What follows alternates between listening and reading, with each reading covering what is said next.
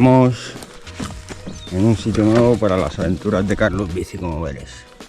Estas florecitas no están en mi casa. Estamos en casa del vecino, que el otro día le vine a podar un poquillo la viña, a mi manera, a mi gusto. Ya le dije, yo no puedo como tú, yo puedo de otra manera. Esto es lo que yo puedo, a 2 dedos, a 2 pulgares, a 2 nudos.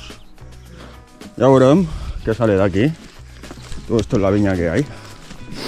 Hay un montón de viña. Yo estoy ahí arriba, que se ven las malladas.